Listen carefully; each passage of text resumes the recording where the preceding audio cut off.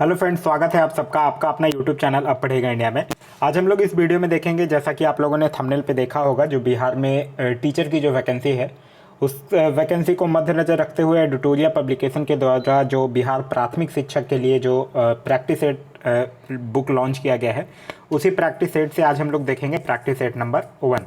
इसका अगर आप लोगों को पीडीएफ चाहिए तो पीडीएफ के लिए वीडियो के दिए गए डिस्क्रिप्शन लिंक से जाकर टेलीग्राम ग्रुप ज्वाइन कर सकते हैं, या फिर टेलीग्राम में जाकर सर्च कर सकते हैं आप पढ़ेगा इंडिया। वहाँ जो ग्रुप आएगा उसको ज्वाइन कर लीजिए, वहाँ इसका पीडीएफ जो है वो प्रोवाइड करवा दिया गया है।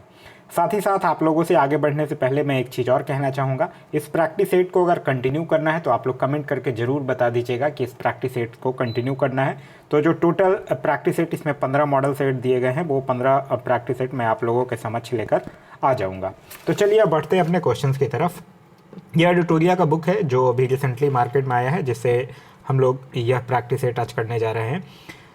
आज का जो हमारा पहला क्वेश्चन है वो कह रहा है कि मानव उपयोग में लाई गई पहली धातु कौन सी थी।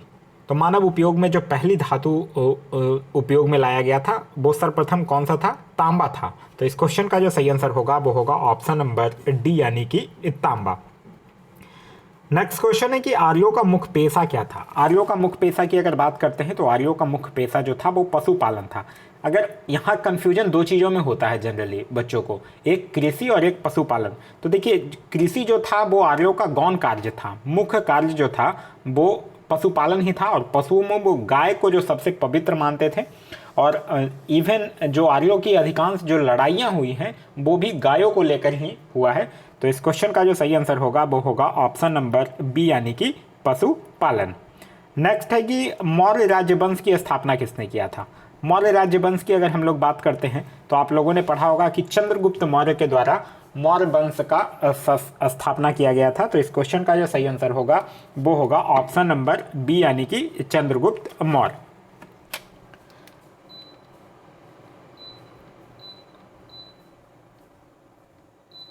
चलिए नेक्स्ट क्वेश्चन है, अच्छा, चंद्रगुप्त मौर्य की अगर हम लोग बात कर लेते हैं तो यहाँ ध्यान रखिएगा, चाणक्य की सहायता से जो नंद शासक था, अंतिम जो नंद शासक था जिसका नाम था धनानंद, उसको पराजित करता है कौन? चंद्रगुप्त मौर्य। और चंद्रगुप्त मौर्य जो है वो 25 वर्ष की आयु में मौर्य समाज की स्थापना कर देता है। अच्छा, अगर आपसे पूछते कि मौर्य वंश का अंतिम शासक कौन था तब क्या होगा? तो मौर्य वंश का अंतिम शासक था बृहदत्त। याद रखिएगा, यह भी क्वेश्चन पूछा जाता है। नेक्स्ट क्वेश्चन है कि सातवाहनों की राजकीय भाषा क्या थी। सातवाहनों की राजकीय भाषा क्या थी? प्राकृत थी। तो इस क्वेश्चन का जो सही आंसर होगा वो होगा ऑप्शन नंबर बी, यानी कि प्राकृत थी। सातवाहनों से याद रखिएगा, सातवाहन वंश की स्थापना जो है वो सिमुक के द्वारा किया गया था, और इसकी राजधानी जो है वो प्रतिष्ठान हुआ करती थी।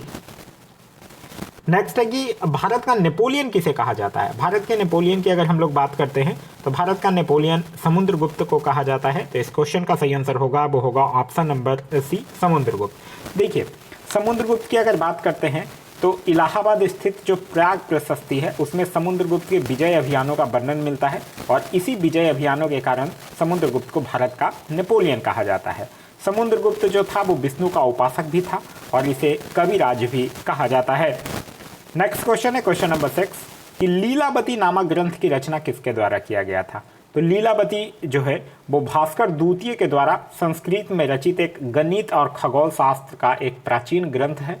तो इस क्वेश्चन का जो सही आंसर होगा वो होगा ऑप्शन नंबर ए, यानी कि भास्कर द्वितीय। नेक्स्ट है कि दिल्ली सल्तनत में रक्त एवं लौह की नीति जो है वो किस सुल्तान के द्वारा लाया गया था। तो रक्त एवं लौह की नीति जो है वो बलबन के द्वारा लाया गया था। तो इस क्वेश्चन का सही आंसर होगा वो होगा ऑप्शन नंबर बी, बलबन के द्वारा। बलबन का जो टेन्योर था वो 1265 से लेकर 1287 तक था, और यह जो बलबन था वो सुल्तान की प्रतिष्ठा स्थापित करने और राज्य में हो रहे विद्रोहों को शांत करने के लिए लौह एवं रक्त की नीति जो है वो अपनाया था। साथ ही साथ बलबन से याद रखिएगा, बलबन जो था वो सीजी नामक एक नया नगर भी बसाया था। सिजदा एवं पौबोस प्रथा की भी शुरुआत की थी, और साथ ही साथ नौरोज उत्सव का भी प्रारंभ जो है वो बलबन के द्वारा ही करवाया गया था। नेक्स्ट है कि मोहम्मद बिन तुगलक द्वारा किस धातु के सांकेतिक मुद्रा चलाने का निर्णय लिया गया था। आप लोग पढ़े होंगे कि मोहम्मद बिन तुगलक जो था वो क्या था? एक स्वप्नशील, पागल और रक्त पिपासु राजा इसको कहा जाता था। मोहम्मद बिन तुगलक जो था वो सबसे ज़्यादा पढ़ा लिखा भी राजा था, और यह जो था वो 1330 ईस्वी में सांकेतिक मुद्रा चलाया था, मतलब चांदी के टंके के स्थान पर तांबे का जो टंका चलाने का प्रचलन किया गया था। तो इस क्वेश्चन का जो सही आंसर होगा वो होगा ऑप्शन नंबर बी, यानी कि तांबा। नेक्स्ट है कि फरीद को शेर खां का खिताब किसने दिया था। देखिए, दक्षिण बिहार का सूबेदार कौन था? बहार खां लोहानी। उसने फरीद को एक शेर मारने के उपलक्ष्य में शेर खां की उपाधि जो है वो प्रदान किया था, और साथ ही साथ उसका जो पुत्र था जलाल खां, उसका संरक्षक भी नियुक्त कर दिया था। तो इस क्वेश्चन का जो सही आंसर होगा वो होगा ऑप्शन नंबर बी, बहार खां लोहानी। नेक्स्ट क्वेश्चन है कि अंग्रेजों ने दक्षिण भारत में 1611 ईस्वी में अपनी पहली फैक्ट्री कहाँ स्थापित किया था। देखिए, यहाँ 1611 में पूछ रहा है क्वेश्चन, यहाँ पे थोड़ा सा ट्विस्ट है। पहली बार अगर पूछा जाएगा तो 1608 ईस्वी में व्यापारी कोठी लगाने का प्रयास किया गया था सूरत में, ठीक है, लेकिन फिर ये सफल नहीं हुआ था। 1611 में पहला कारखाना मसूलीपट्टनम में स्थापित किया गया था। तो इस क्वेश्चन का जो सही आंसर होगा वो होगा ऑप्शन नंबर सी, यानी कि मसूलीपट्टनम में। नेक्स्ट क्वेश्चन है कि लॉर्ड डलहौजी ने अवध के किस नवाब पर कुशासन का आरोप लगाकर 1856 ईस्वी में अवध राज को हड़प लिया था। तो उस समय अवध का जो अंतिम नवाब था उसका नाम था बाजिद अली शाह, और इसी पे कुशासन का आरोप लगाकर डलहौजी जो था वो 1856 ईस्वी में अवध को ब्रिटिश साम्राज्य में मिला लिया था। तो इस क्वेश्चन का जो सही आंसर होगा वो होगा ऑप्शन नंबर सी, यानी कि बाजिद अली शाह। नेक्स्ट क्वेश्चन है क्वेश्चन नंबर 12 कि रैयतबाड़ी बंदोबस्त के जनक कौन थे। तो रैयतबाड़ी बंदोबस्त जो था वो एक्चुअली अंग्रेजों के द्वारा भारत में भू राजस्व वसूली हेतु लागू की गई यह एक दूसरी व्यवस्था थी, जिसकी जन्मदाता कौन था? थॉमस मुनरो और कैप्टन रिड। तो इस क्वेश्चन का जो सही आंसर होगा वो होगा ऑप्शन नंबर सी, मुनरो एवं रिड। नेक्स्ट है कि 10 मई 1857 ईस्वी को विद्रोह का आरंभ कहाँ से हुआ था। तो 10 मई 1857 की अगर हम लोग बात करते हैं, यह सिपाही विद्रोह, तो आप लोग पढ़े होंगे कि 10 मई 1857 के दिन मेरठ की पैदल टुकड़ी 20 NI से 1857 ईस्वी की क्रांति की शुरुआत हुई थी। तो इस क्वेश्चन का जो सही आंसर होगा वो होगा ऑप्शन नंबर बी। एक चीज और क्वेश्चन पूछा जाता है कि जब 1857 की क्रांति हुई थी उस समय भारत का गवर्नर जनरल कौन था और इंग्लैंड का प्रधानमंत्री कौन था, यह चीज भी आपको ध्यान रखना है। तो उस समय भारत का जो गवर्नर जनरल था वो लॉर्ड कैनिंग था, और इंग्लैंड के प्रधानमंत्री जो थे वो कौन थे? पॉन्स्टन था। नेक्स्ट क्वेश्चन है क्वेश्चन नंबर 14 कि इंडियन सिविल सर्विस की परीक्षा उत्तीर्ण करने वाले पहले भारतीय कौन थे। तो इंडियन सिविल सर्विस परीक्षा 1863 में उत्तीर्ण करने वाले पहले भारतीय जो थे वो सत्येंद्र नाथ ठाकुर थे, जो रविन्द्रनाथ ठाकुर के बड़े भाई थे। तो इस क्वेश्चन का जो सही आंसर होगा वो होगा ऑप्शन नंबर बी, यानी कि सत्येंद्र नाथ ठाकुर। नेक्स्ट क्वेश्चन है क्वेश्चन नंबर 15 कि चंपारण सत्याग्रह जो है वो किस वर्ष हुआ था। चंपारण सत्याग्रह की अगर हम लोग बात करते हैं तो यह महात्मा गांधी के द्वारा किया गया था बिहार में, और कब किया गया था? 1917 में किया गया था। तिनकठिया पद्धति के विरोध में किया गया था, और यही आप लोग पढ़ते हैं कि भारत में महात्मा गांधी के द्वारा सत्याग्रह का प्रथम प्रयोग जो है वो चंपारण आंदोलन के दौरान ही किया गया था। नेक्स्ट क्वेश्चन है क्वेश्चन नंबर 16 कि गांधी जी अपना राजनीतिक गुरु किसको मानते थे। तो गांधी जी अपना राजनीतिक गुरु जो है वो किसको मानते थे? गोपाल कृष्ण गोखले को मानते थे। तो इस क्वेश्चन का जो सही आंसर होगा वो होगा ऑप्शन नंबर बी, यानी कि गोपाल कृष्ण गोखले। गोपाल कृष्ण गोखले से एक चीज़ और याद रखिएगा जो एग्जाम में पूछा जाता है। गोपाल कृष्ण गोखले के द्वारा 1905 में सर्वेंट ऑफ इंडिया सोसाइटी की भी स्थापना जो है वो किया गया था। नेक्स्ट क्वेश्चन है क्वेश्चन नंबर 17 कि चौरी चौरा कांड कब हुआ था। देखिए, कहीं कहीं बुक में आपको 4 फरवरी भी मिलेगा और कहीं कहीं बुक में आपको 5 फरवरी भी मिल सकता है। तो इस क्वेश्चन का जो सही आंसर होगा वो होगा ऑप्शन नंबर बी, 4 फरवरी 1922। चौरी चौरा कांड एक्चुअली जो उत्तर प्रदेश है उसके गोरखपुर जिले में चौरी चौरा थाने में भीड़ जो थी वो आग लगा दी थी, जिसमें कि 22 पुलिसकर्मियों की मौत हो गई थी। उसी को चौरी चौरा कांड कहा गया था, और फिर इसी कांड से क्षुब्ध होकर महात्मा गांधी जो थे वो 11 फरवरी 1922 को असहयोग आंदोलन जो है वो स्थगित कर दिए थे। नेक्स्ट क्वेश्चन है क्वेश्चन नंबर 18 कि भारतीय राष्ट्रीय कांग्रेस की स्थापना के समय भारत का वायसराय कौन था। भारतीय राष्ट्रीय कांग्रेस की स्थापना कब हुई थी, पहले तो आप लोगों को यही ध्यान रखना है। तो भारतीय राष्ट्रीय कांग्रेस की स्थापना हुई थी 28 दिसंबर 18 1885 को। अब बताइए कि 1885 के समय भारत का वायसराय कौन था? तो आप लोग पढ़े होंगे कि 1884 से लेकर 1888 तक लॉर्ड डफरीन जो था वो कौन था? भारत का वायसराय था। तो इस क्वेश्चन का जो सही आंसर होगा वो होगा ऑप्शन नंबर डी, यानी कि लॉर्ड डफरीन। लॉर्ड डफरीन के ही शासन में क्या हुआ था? तृतीय एंग्लो बर्मा युद्ध भी हुआ था। अगर भारतीय राष्ट्रीय कांग्रेस की अगर बात करते हैं तो इसकी स्थापना बंबई के गोकुलदास तेजपाल संस्कृत विश्वविद्यालय में एओ ह्यूम के द्वारा किया गया था। नेक्स्ट क्वेश्चन है क्वेश्चन नंबर 19 की इंडियन एसोसिएशन के संस्थापक कौन थे? इंडियन एसोसिएशन की स्थापना कब हुई थी? पहले तो यह ध्यान रखना है 1876 में, और किनके द्वारा? सुरेंद्र नाथ बनर्जी और आनंद मोहन बोस के द्वारा किया गया था। तो इस क्वेश्चन का जो सही आंसर होगा वो होगा ऑप्शन नंबर बी, यानी कि सुरेंद्र नाथ बनर्जी के द्वारा। नेक्स्ट क्वेश्चन है क्वेश्चन नंबर 20, कह रहा है कि बंगाल में ब्रिटिश वस्तुओं के बहिष्कार का सुझाव सर्वप्रथम किसने दिया था? तो बंगाल में स्वदेशी आंदोलन हुआ था। कब? 1906 की यह बात है, और उसी के दौरान कृष्ण कुमार मित्र जो थे वो ब्रिटिश वस्तुओं के बहिष्कार का सुझाव दिए थे। तो इस क्वेश्चन का जो सही आंसर होगा वो होगा ऑप्शन नंबर बी, यानी कि कृष्ण कुमार मित्र। एक चीज़ और याद रखिएगा, यह जो स्वदेशी आंदोलन हुआ था उसका विचार भी सर्वप्रथम कृष्ण कुमार मित्र के पत्र संजीवनी में प्रस्तुत किया गया था। नेक्स्ट क्वेश्चन है क्वेश्चन नंबर 21, कह रहा है कि अखिल भारतीय मुस्लिम लीग की स्थापना जो है वो किस वर्ष हुई थी? तो 30 दिसंबर 1906 को मुस्लिम लीग की स्थापना हुआ था। तो इस क्वेश्चन का जो सही आंसर होगा वो होगा ऑप्शन नंबर ए, 1906 को। फिर जो मुस्लिम लीग का संविधान है वो 1907 ईस्वी में कराची में बनता है, और इस संविधान के अनुसार प्रथम अधिवेशन जो है वो 1908 में अमृतसर में होता है। तो तीनों चीज़ ध्यान रखना है, 30 दिसंबर 1906 को मुस्लिम लीग की स्थापना, 1907 में कराची में इसका संविधान बनता है, और 1908 में प्रथम अधिवेशन होता है कहाँ? अमृतसर में। नेक्स्ट है कि निम्नलिखित में से किसने मित्र मेला संघ को शुरू किया था? मित्र मेला की अगर बात करते हैं तो एक्चुअली जो गणपति उत्सव मनाया जाता था उसी के सिलसिले में 1899 ईस्वी में जो बीडी सावरकर थे, मतलब विनायक दामोदर सावरकर, उन्हीं के द्वारा मित्र मेला संगठन की शुरुआत की गई थी। तो इस क्वेश्चन का जो सही आंसर होगा वो होगा ऑप्शन नंबर बी, यानी कि बीडी सावरकर। नेक्स्ट है कि एक वर्ष में स्वराज का नारा गांधी जी द्वारा किस आंदोलन के दौरान दिया गया था? एक वर्ष में स्वराज यह दिया गया था असहयोग आंदोलन के दौरान। तो इस क्वेश्चन का सही आंसर होगा वो होगा ऑप्शन नंबर ए, असहयोग आंदोलन। एक्चुअली गांधी जी के नेतृत्व में 1 अगस्त 1920 को असहयोग आंदोलन की शुरुआत की गई थी, और इसी आंदोलन में गांधी जी ने 1 वर्ष के भीतर स्वराज प्राप्ति का नारा भी दिया था। नेक्स्ट है कि भारत विभाजन के समय कांग्रेस अध्यक्ष कौन थे?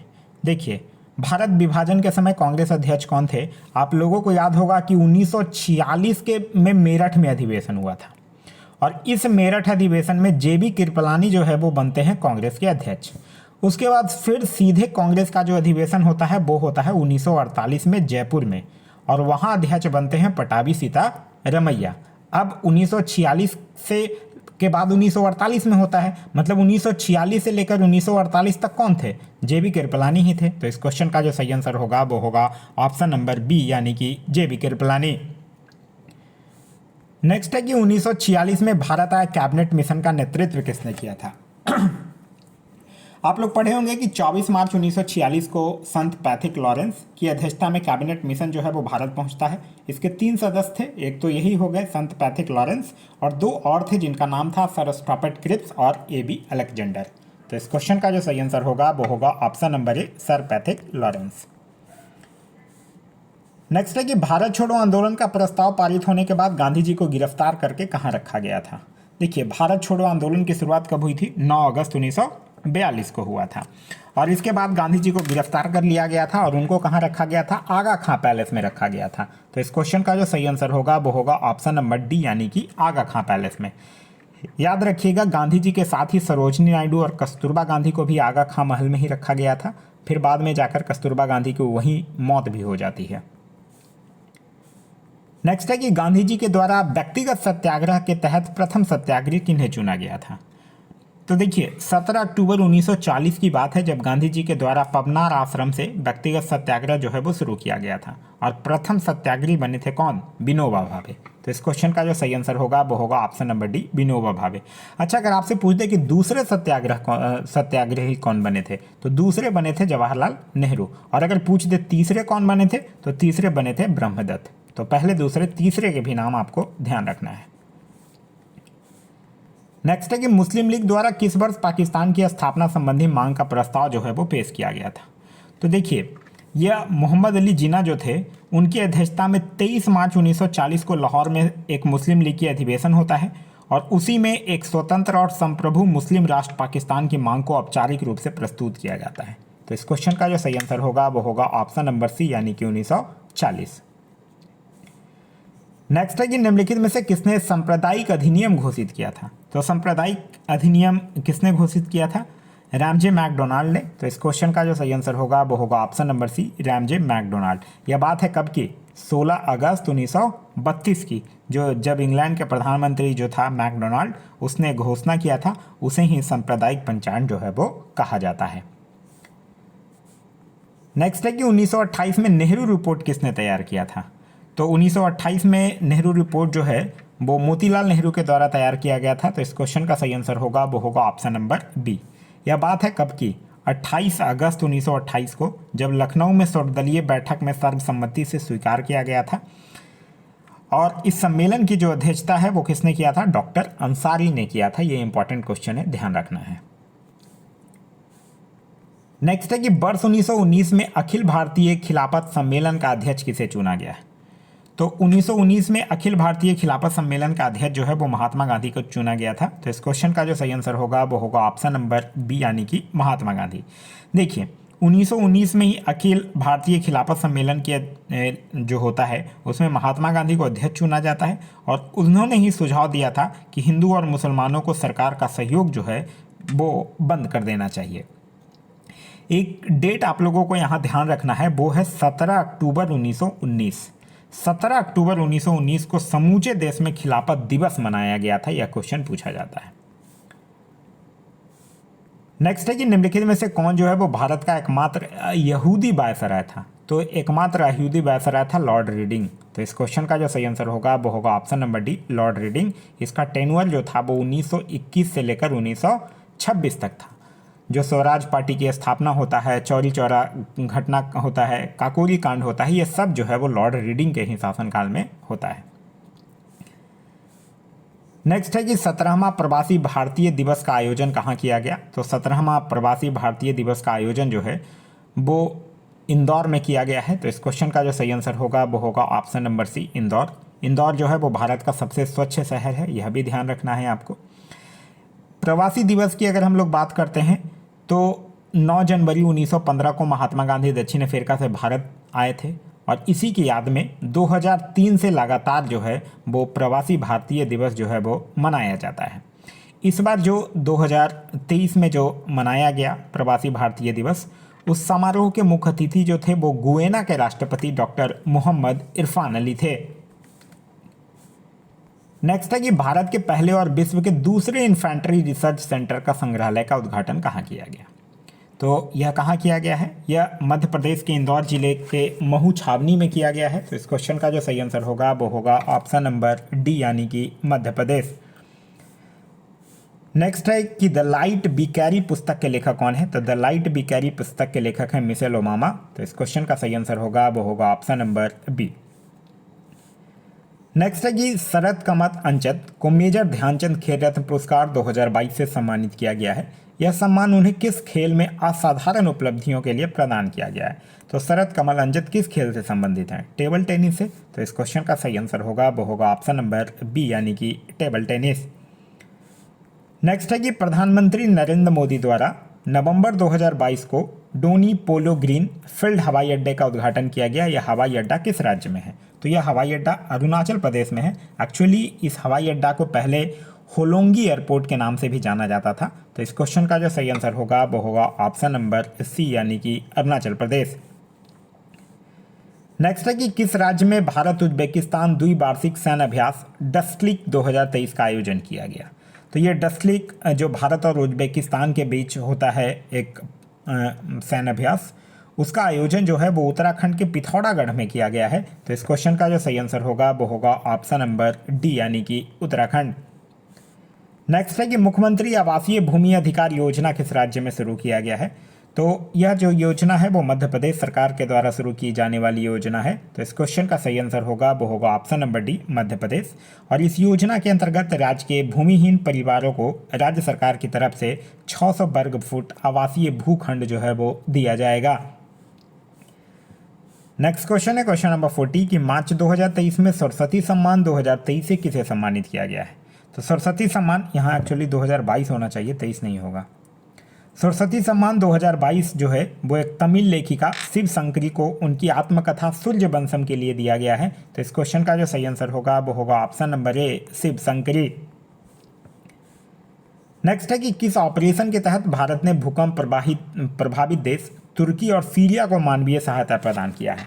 तो उस ऑपरेशन का नाम है कौन सा ऑपरेशन, ऑपरेशन दोस्त। तो इस क्वेश्चन का जो सही आंसर होगा वो होगा ऑप्शन नंबर ए ऑपरेशन दोस्त।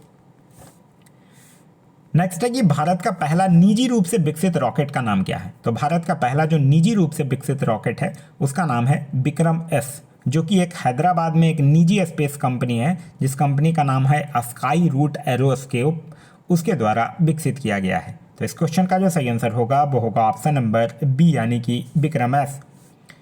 आगे पढ़ने से पहले मैं आप लोगों को एक चीज़ और बता दूं, जितने भी लोग खास करके अभी टीचर जो बीपीएससी का एग्ज़ाम है वो करवाने वाले हैं, देने वाले हैं, तो उन लोगों को एक चीज़ ध्यान रखना है, जो जीएस वाला पोर्शन है वो आप लोगों के लिए काफ़ी इंपॉर्टेंट है। क्यों इंपॉर्टेंट है? क्योंकि देखिए मैथ्स और रीजनिंग वाला जो पोर्शन है वो तो सब लोग बनाएगा, जीएस जो बनाएगा, जीएस जो जितना ज़्यादा सही कर आएगा वो उतना ज़्यादा स्कोरिंग सब्जेक्ट आगे बढ़ पाएगा। तो आप लोगों को इस चैनल पे घटना चक्र के जितने भी सेक्शन हैं, जैसे कि घटना चक्र का आधुनिक भारत का इतिहास, मध्यकालीन भारत, भारतीय राज्य व्यवस्था, ये सब के पूरे कंप्लीट वीडियो पड़े हुए हैं। आप लोग एक बार जाकर देखिए, पूरी एक्सप्लेनेशन के साथ अच्छे से डिटेल में पड़ा हुआ है। एक बार जाकर आप लोग देखिए, आप लोगों के लिए काफ़ी लाभदायक साबित होगा। नेक्स्ट क्वेश्चन है हमारा क्वेश्चन नंबर 43, कह रहा है कि आइसोहेलाइन किन को जोड़ने वाली रेखाएं हैं। तो आप लोगों ने पढ़ रखा होगा कि आइसोहेलाइन वैसे काल्पनिक रेखाओं को कहा जाता है जो सामान्य लवणता वाले बिंदुओं को जोड़ती हैं। तो इस क्वेश्चन का जो सही आंसर होगा वो होगा ऑप्शन नंबर डी समान लवणता वाले। नेक्स्ट है कि क्षुद्र ग्रह जो है वो किन दो ग्रहों के बीच पाया जाता है। तो यह जो है वो मंगल और बृहस्पति ग्रह की कक्षाओं के बीच जो कुछ छोटे छोटे आकाशीय पिंड होते हैं जो कि सूर्य की परिक्रमा कर रहे हैं, उन्हें ही हम लोग क्या कहते हैं, क्षुद्र ग्रह कहते हैं। तो इस क्वेश्चन का जो सही आंसर होगा वो होगा ऑप्शन नंबर बी यानी कि मंगल और बृहस्पति। अच्छा, एक क्वेश्चन पूछा जाता है, क्या क्वेश्चन है वो आप लोगों से मैं बोलता हूँ। वो क्वेश्चन है कि कौन सा एकमात्र क्षुद्र ग्रह है जिसे नंगी आंखों से देखा जा सकता है। तो वो उसका आंसर होगा फॉरबेस्टा। फॉरबेस्टा एकमात्र क्षुद्र ग्रह है जिसे कि नंगी आंखों से देखा जा सकता है। नेक्स्ट है कि फेडरेशन कप का संबंध जो है वो किस खेल से है। तो फेडरेशन कप हो गया, संतोष ट्रॉफी हो गया, डीसीएम ट्रॉफी हो गया, इस सब का संबंध जो है वो फुटबॉल से है। तो इस क्वेश्चन का जो सही आंसर होगा वो होगा ऑप्शन नंबर ए यानी कि फुटबॉल से है। नेक्स्ट क्वेश्चन है कि ओणम जो है वो मुख्य रूप से किस राज्य में मनाया जाने वाला कृषि फसल उत्सव है। तो ओणम का त्यौहार जो है वो दक्षिण भारत में खासकर केरल में बहुत धूमधाम से मनाया जाता है। तो इस क्वेश्चन का जो सही आंसर होगा वो होगा ऑप्शन नंबर सी यानी कि केरल में। नेक्स्ट क्वेश्चन है क्वेश्चन नंबर 47 कि पड़ोसी देश भूटान के साथ कितने भारतीय राज्य जो है वो सीमा साझा करता है। देखिए, भारत भूटान की जो सीमा है वो 699 किलोमीटर एक दूसरे से लगती है। भूटान जो है वो 4 भारतीय राज्य से मिलता है। सबसे ज़्यादा अपनी सीमा शेयर करता है असम से, उसके बाद करता है अरुणाचल प्रदेश से, फिर करता है पश्चिम बंगाल से और फिर करता है सिक्किम से। तो यह 4 राज्य है, असम, अरुणाचल प्रदेश, पश्चिम बंगाल और सिक्किम, जिससे कि भूटान जो है वो सीमा साझा करता है। तो इस क्वेश्चन का जो सही आंसर होगा वो होगा ऑप्शन नंबर बी। नेक्स्ट है कि निम्नलिखित में से कौन जो है वो ग्रीन हाउस गैस का उदाहरण नहीं है। नहीं है, यहाँ आपसे पूछ रहा है। जल वाष्प है, कार्बन डाइऑक्साइड है, क्लोरोफ्लोरोकार्बन भी है, नाइट्रिक ऑक्साइड नहीं है। तो इस क्वेश्चन का जो सही आंसर होगा वो होगा option number C, nitric oxide जो है वो ग्रीन हाउस गैस का उदाहरण नहीं है। नाइट्रस ऑक्साइड अगर रहता तब होता, लेकिन यहाँ नाइट्रिक ऑक्साइड है तो नहीं होगा। नेक्स्ट है कि निम्न में से किस शहर को जापान का पिट्सबर्ग कहा जाता है। तो जापान का पिट्सबर्ग जो है वो यवाटा शहर को कहा जाता है। तो इस क्वेश्चन का सही आंसर होगा वो होगा ऑप्शन नंबर सी। अच्छा, एक क्वेश्चन बताइए कि जापान का मैनचेस्टर किसको कहा जाता है। तो ओसाका को जापान का मैनचेस्टर कहा जाता है और नागोऊ को जापान का डेट्रॉइट कहा जाता है, ध्यान रखिएगा। नेक्स्ट है कि विश्व हिंदी दिवस कब मनाया जाता है। तो विश्व हिंदी दिवस जो है वो 10 जनवरी को मनाया जाता है। तो इस क्वेश्चन का जो सही आंसर होगा वो होगा ऑप्शन नंबर बी, यानी कि 10 जनवरी को। पहला विश्व हिंदी सम्मेलन जो है वो नागपुर में 10 जनवरी 1975 को आयोजित किया गया था। नेक्स्ट है कि स्वपोषी पादपों में भोजन बनाने के लिए क्या आवश्यक है। क्लोरोफिल की उपस्थिति बिल्कुल है, जल और कार्बन डाइऑक्साइड ये भी जरूरी है, सूर्य प्रकाश भी जरूरी है। तो यह तीनों जरूरी है। तो इस क्वेश्चन का सही आंसर होगा वो होगा ऑप्शन नंबर डी, उपयुक्त सभी। आप लोगों ने एक इक्वेशन पढ़ा होगा, 6CO2 + 12H2O मिलकर सूर्य प्रकाश और क्लोरोफिल के प्रेजेंस में क्या बनता है, C6H12O6 + 6H2O और प्लस में 6O2। नेक्स्ट है कि इनमें से किसके द्वारा अमीबा जो है वो भोजन ग्रहण करता है। तो अमीबा जो है वो कूटपाद के द्वारा भोजन ग्रहण करता है। तो इस क्वेश्चन का जो सही आंसर होगा वो होगा ऑप्शन नंबर सी। अमीबा जो है वो इसी अंग की संकुचन एवं परासरण क्रिया विधि द्वारा प्रचलन और भोजन ग्रहण जो है वो करता है। नेक्स्ट क्वेश्चन है क्वेश्चन नंबर 53। कह रहा है सूची 1 और सूची 2 को मिलान करना है और कूट का प्रयोग करके सही उत्तर चुनना है। एक साइड जीवों के नाम दिए गए हैं और दूसरे साइड उसके श्वसन अंग का नाम दिया गया है। तो मछली की अगर बात करते हैं तो मछली गिल्स के साथ मैच करेगा। तिलचट्टा की अगर बात करते हैं तो ये ट्रैकिया के साथ मैच करेगा। मेढक का श्वसन अंग क्या होता है, मेढक का होता है त्वचा। और मनुष्य हो गया, सांप हो गया, लीजर्ड हो गया, ये तीनों जो है वो फेफड़ा होना चाहिए। तो ये इसके साथ मैच करेगा। क्लियर है। नेक्स्ट क्वेश्चन है क्वेश्चन नंबर 54 कि एक कोशिकीय शैवालों में जल का परिवहन होता है। तो एक कोशीय शैवालों में जल का परिवहन जो है वो विसरण द्वारा होता है, क्योंकि एक कोशिकीय शैवालों में परिवहन तंत्र का अभाव होता है। तो इस क्वेश्चन का जो सही आंसर होगा वो होगा ऑप्शन नंबर बी, यानी कि विसरण के द्वारा। नेक्स्ट है कि निम्न में से कौन सा कथन जो है वो असत्य है, यह आपको बताना है। एक्सॉन के चारों ओर से घिरी श्वेत झिल्ली को माइलिन शीत कहते हैं, ये बिल्कुल सही है। पश्च मस्तिष्क 5 पिंडों में बटा हुआ होता है, ये गलत है। पश्च मस्तिष्क नहीं बल्कि अग्र मस्तिष्क जो होता है वो 5 पिंडों में बटा हुआ होता है। तो इस क्वेश्चन का जो सही आंसर होगा वो होगा ऑप्शन नंबर बी।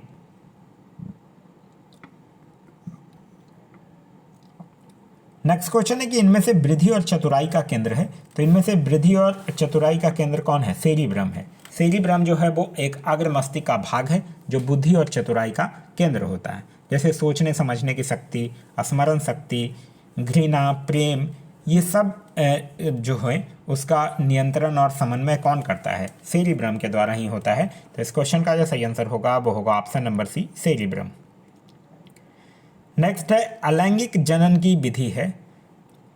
तो विखंडन है, मुकुलन भी है, बीजन उंजन भी है। तो इस क्वेश्चन का जो सही आंसर होगा वो होगा ऑप्शन नंबर डी, यानी कि इनमें से सभी। नेक्स्ट क्वेश्चन है क्वेश्चन नंबर 58। कह रहा पराग कोष में पाए जाते हैं। तो पराग कोष में पराग कण पाए जाते हैं। तो इस क्वेश्चन का सही आंसर होगा वो होगा ऑप्शन नंबर बी। नेत्र के रेटिना पर किसी वस्तु के बने प्रतिबिंब की प्रकृति होती है। तो नेत्र के रेटिना पर जो वस्तु बनता है वो वास्तविक, उल्टा और छोटा बनता है। तो इस क्वेश्चन का सही आंसर होगा वो होगा ऑप्शन नंबर सी, वास्तविक, उल्टा और छोटा होता है। नेक्स्ट है कि जब किसी तार में विद्युत धारा प्रवाहित होती है तब सर्वप्रथम गतिशील कण होते हैं। तो जब किसी तार में विद्युत धारा प्रवाहित होती है तो सर्वप्रथम गतिशील कण कौन होता है, इलेक्ट्रॉन होता है। देखिए, जब भी किसी विद्युत परिपथ में विद्युत धारा प्रवाहित कीजिएगा तो सर्वप्रथम इलेक्ट्रॉन का प्रवाह ही जो है वो क्या होता है, ऋण ध्रुव से धन ध्रुव की ओर होता है। तो इस क्वेश्चन का जो सही आंसर होगा वो होगा ऑप्शन नंबर ए, यानी कि इलेक्ट्रॉन। नेक्स्ट है कि सौर पैनल बनाया जाता है अनेक। तो सौर पैनल अनेक सौर सेलों को संयोजित करके बनाया जाता है। तो इस क्वेश्चन का जो सही आंसर होगा वो होगा ऑप्शन नंबर बी, अनेक सौर सेलों को संयोजित करके क्या बनाया जाता है, सौर पैनल बनाया जाता है। याद रखिएगा, सौर सेल जो होता है वो सिलिकॉन से बनाया जाता है, जो कि एक प्रकार का क्या है, सेमीकंडक्टर है। नेक्स्ट है कि मापन मुख्य रूप से एक प्रक्रिया है। तो मापन का उपयोग जो है वो विभिन्न भौतिक राशियों के मध्य तुलना करने के लिए किया जाता है। तो इस क्वेश्चन का सही आंसर होगा वो होगा ऑप्शन नंबर सी, तुलना करने के लिए। नेक्स्ट है कि यदि किसी वस्तु के द्वारा तय की गई दूरी समय के अनुक्रमणानुपाती होती है तो हम कह सकते हैं कि, तो देखिए जब वस्तु के द्वारा तय की गई दूरी जो है वो समय के अनुक्रमणानुपाती होगा तो हम लोग क्या कह सकते हैं कि वस्तु जो है वो एक समान चाल से चल रही है। तो इस क्वेश्चन का जो सही आंसर होगा वो होगा ऑप्शन नंबर बी, वस्तु एक समान चाल से चल रही है। नेक्स्ट है कि जड़त्व का गुण, आप लोग पढ़े होंगे Newton first law of motion. Newton का जो प्रथम नियम था उसके अनुसार क्या है कि यदि कोई वस्तु जो है वो गतिशील है तो वो गतिशील ही रहेगी, और कोई वस्तु स्थिर है तो स्थिर ही रहना चाहेगी जब तक कि उस पर कोई बाहरी बल ना लगाया जाए। इस नियम को ही हम लोग क्या कहते हैं, जड़त्व का नियम कहते हैं। तो इस क्वेश्चन का जो सही आंसर होगा वो होगा ऑप्शन नंबर बी, जड़त्व का गुण जो है वो प्रत्येक वस्तु में होता है, यानी ऑप्शन नंबर बी जो होगा वो आपका सही आंसर होगा। नेक्स्ट क्वेश्चन है कि निर्वात में स्वतंत्रता पूर्वक गति करते हुए सभी पिंडों की, तो निर्वात में स्वतंत्रता पूर्वक गति करते हुए सभी पिंडों का क्या होगा, त्वरण जो होगा वो सामान्य होगा। तो इस क्वेश्चन का सही आंसर होगा वो होगा ऑप्शन नंबर बी, त्वरण जो होगा वो सामान्य होगा। नेक्स्ट है कि किसी ठोस पदार्थ का सीधे वाष्प में परिवर्तन क्या कहलाता है, तो उसको क्या कहते हैं, सब्लिमेशन यानी कि ऊर्ध्वपातन। तो इस क्वेश्चन का सही आंसर होगा वो होगा ऑप्शन नंबर डी। जैसे कि एज फॉर एग्जाम्पल आप लोग अमोनियम क्लोराइड ले सकते हैं, आयोडीन ले सकते हैं, कपूर ले सकते हैं। नेक्स्ट है कि निम्नलिखित में से कौन जो है वो तत्व है, या आपसे पूछ रहा है। पीतल, पीतल तत्व नहीं है, पीतल एक्चुअली एक क्या है, मिश्र धातु है। आर्सेनिक एक तत्व है। तो इस क्वेश्चन का सही आंसर होगा वो होगा option number B, arsenic.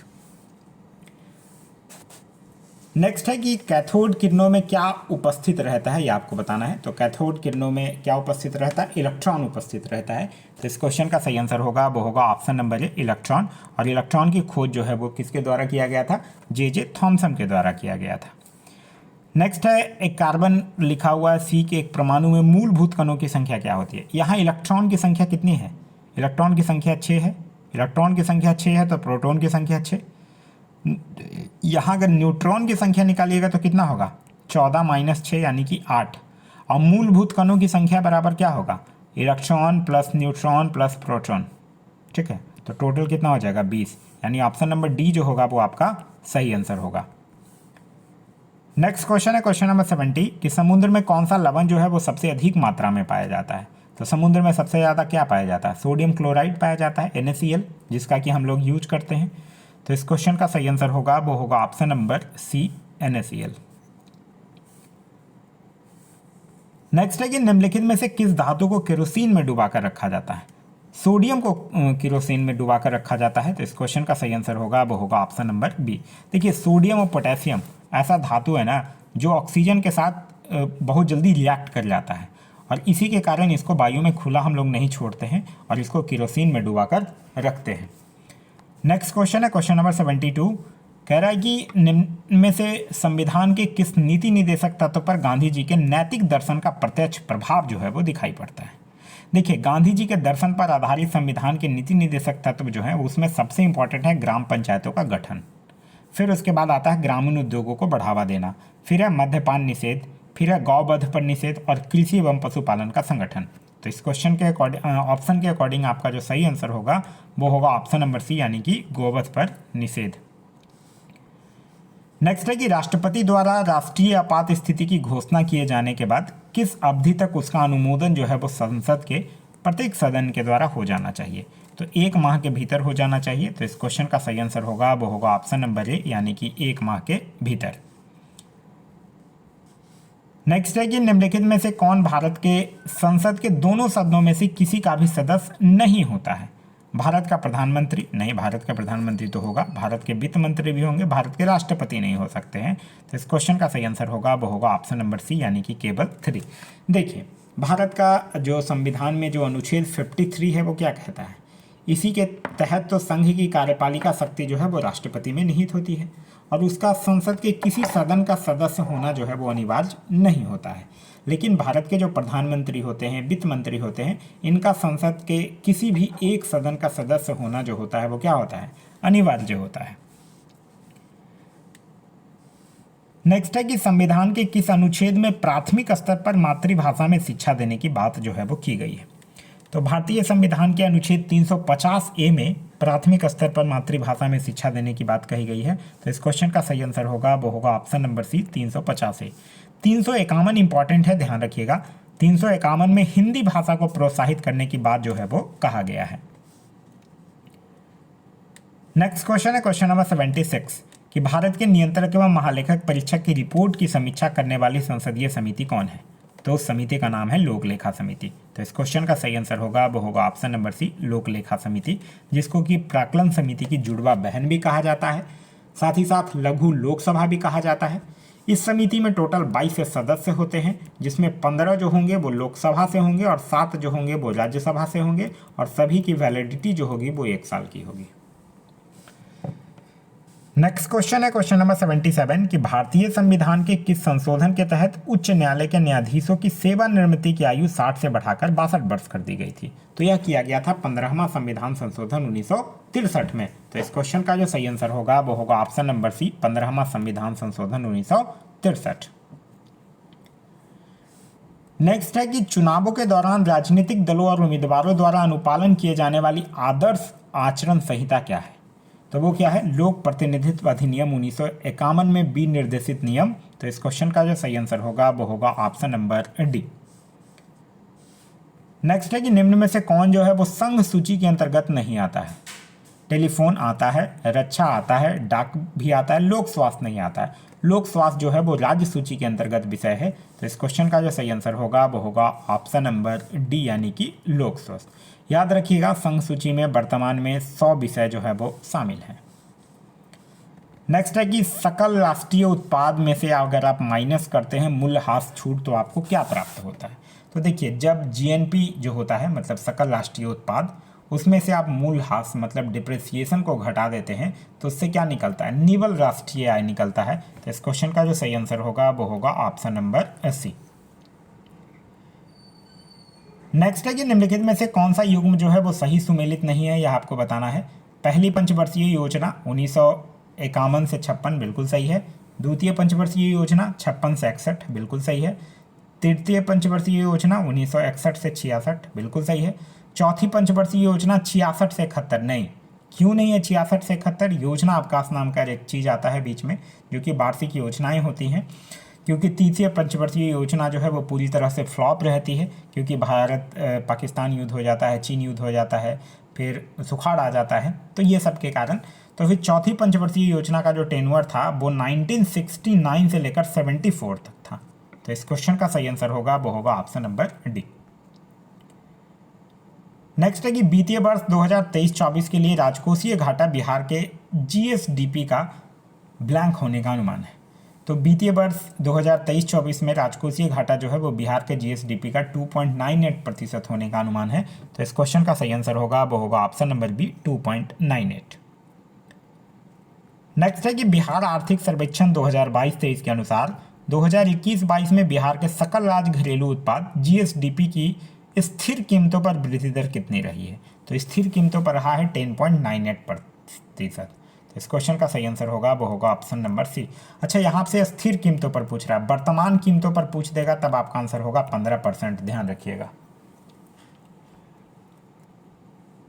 Next है कि निम्नलिखित में से किस देश की भारत के साथ सबसे लंबी स्थलीय सीमा है। भारत के साथ सबसे ज़्यादा सीमा बांग्लादेश और सबसे कम कौन, अफगानिस्तान। तो इस क्वेश्चन का जो सही आंसर होगा वो होगा ऑप्शन नंबर डी। बांग्लादेश सबसे ज़्यादा कितना, 4096.7 किलोमीटर, और सबसे कम अफगानिस्तान 106 किलोमीटर। नेक्स्ट है कि भारत कितने प्राकृतिक प्रदेशों में विभाजित है। तो भारत जो है वो 4 प्राकृतिक प्रदेशों में विभाजित है। वो 4 है, उत्तर का पर्वतीय क्षेत्र, विशाल मैदान, प्रायद्वीपीय पठार और तट तथा द्वीप। तो इस क्वेश्चन का जो सही आंसर होगा वो होगा ऑप्शन नंबर ए यानी कि 4। नेक्स्ट है कि माउंट एवरेस्ट कहाँ है। तो माउंट एवरेस्ट कहाँ, जो माउंट एवरेस्ट जो है वो क्या है, विश्व का सर्वोच्च पर्वत शिखर है जो कि नेपाल में स्थित है। तो इस क्वेश्चन का जो सही आंसर होगा वो होगा ऑप्शन नंबर डी, नेपाल में स्थित है। माउंट एवरेस्ट की ऊंचाई अभी हाल ही में आधिकारिक ऊंचाई जो है वो इसमें बदलाव किया गया है। पहले था 8848 किलोमीटर, लेकिन अब 8848.86 मीटर जो है वो इसको घोषित किया गया है। नेक्स्ट है कि भारत में जनसंख्या के अनुसार तीसरा एवं क्षेत्रफल में 12वां राज्य कौन है। तो यह बिहार की ही बात कर रहा है। तो इस क्वेश्चन का जो सही आंसर होगा वो होगा ऑप्शन नंबर डी यानी कि बिहार। नेक्स्ट है कि समुद्री चक्रवाती तूफान ताकते जो है वो किस सागर में उत्पन्न हुआ था। तो ताकते जो है वो अरब सागर में उत्पन्न हुआ था और फिर यह मई 2021 में गुजरात के तट से आकर टकराया था। तो इस क्वेश्चन का जो सही आंसर होगा वो होगा ऑप्शन नंबर डी यानी कि अरब सागर में उत्पन्न हुआ था। नेक्स्ट है कि निम्नलिखित में से कौन सी मिश्रित खेती की प्रमुख विशेषता है, यह आपको बताना है। नकदी और खाद दोनों शस्यों को साथ साथ खेती नहीं, दो या दो से अधिक फसलों की एक साथ खेत में उगाना नहीं, पशुपालन और शस्य उत्पादन को एक साथ करना, ये सही है। देखिए मिश्रित खेती का सिंपल सा मतलब है कि कई तरह के फसलों के उत्पादन के साथ साथ पशुपालन को भी बढ़ावा देना, जिससे कि खेती के करने के बाद जो समय बचे उसमें पशुपालन करके किसान अपनी आय जो है वो बढ़ा सके, उसी को मिश्रित खेती कहा गया है। तो इस क्वेश्चन का जो सही आंसर होगा वो होगा ऑप्शन नंबर सी। नेक्स्ट है कि 8वां भारत अंतर्राष्ट्रीय विज्ञान महोत्सव जो है वो कहाँ आयोजित किया गया है। तो 8वां भारत अंतर्राष्ट्रीय विज्ञान महोत्सव जो है वो कहाँ आयोजित किया गया है। यह आयोजित किया गया है भोपाल में, जो MNIT कॉलेज है, मतलब मौलाना आज़ाद नेशनल इंस्टीट्यूट ऑफ टेक्नोलॉजी जो है वहीं आयोजित किया गया है। तो इस क्वेश्चन का जो सही आंसर होगा वो होगा ऑप्शन नंबर बी यानी कि भोपाल में। नेक्स्ट है कि भारत में ऊर्जा का सर्वाधिक स्रोत है। तो भारत में ऊर्जा का सर्वाधिक स्रोत जो है वो किससे आता है, ताप विद्युत से आता है यानी कोयला से। तो इस क्वेश्चन का जो सही आंसर होगा वो होगा ऑप्शन नंबर सी। नेक्स्ट है कि तारे का रंग सूचक है। तो तारे का रंग जो है वो उसके ताप का सूचक होता है। तो इस क्वेश्चन का जो सही आंसर होगा वो होगा ऑप्शन नंबर डी, उसके ताप का सूचक होता है। नेक्स्ट है कि दिन रात किसके कारण होता है।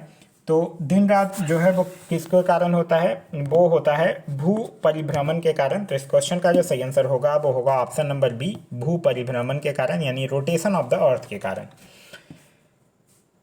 नेक्स्ट क्वेश्चन है क्वेश्चन नंबर 94 कि निम्नलिखित महाद्वीपों में से किसमें देशों की संख्या जो है वो अधिकतम है। अफ्रीका में कितना है, अफ्रीका में है 54। एशिया में कितना है, एशिया में है 48। यूरोप में है 49 और दक्षिणी अमेरिका में 12। सबसे ज़्यादा किस में हुआ, अफ्रीका में, यानी ऑप्शन नंबर ए जो होगा वो आपका सही आंसर होगा।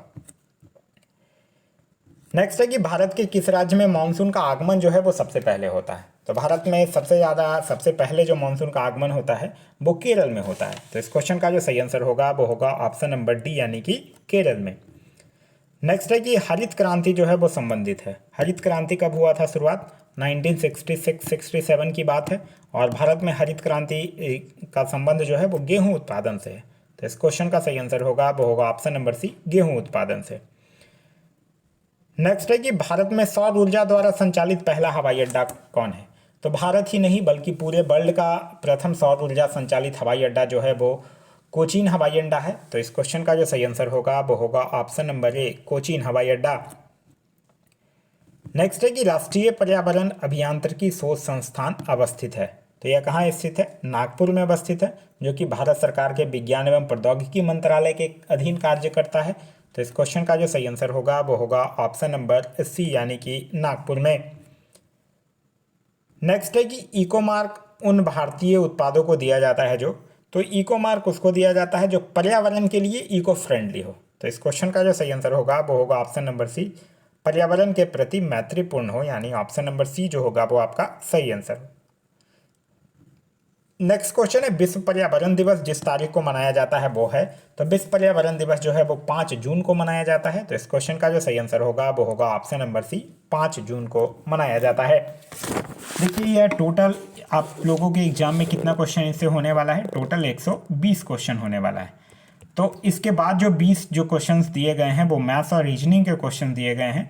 तो मैथ्स और रीजनिंग का जो क्वेश्चन है वो क्वेश्चन और उसका सॉल्यूशन जो है वो मैं PDF में लास्ट में अटैच कर दिया हूँ। आप इसका PDF जो है वो जाकर टेलीग्राम से प्राप्त कर सकते हैं।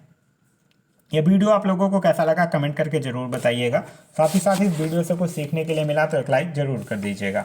वीडियो पसंद आ रहा है तो अपने दोस्तों के साथ शेयर करना ना भूलें। अभी तक आप इस चैनल पर नए हैं या चैनल को सब्सक्राइब नहीं किए हैं तो चैनल को सब्सक्राइब कर लीजिए और साथ ही साथ बेल आइकन दबा लीजिए ताकि हमारे सारे वीडियो के नोटिफिकेशन जो है वो आपको मिलता रहे। Thanks for watching.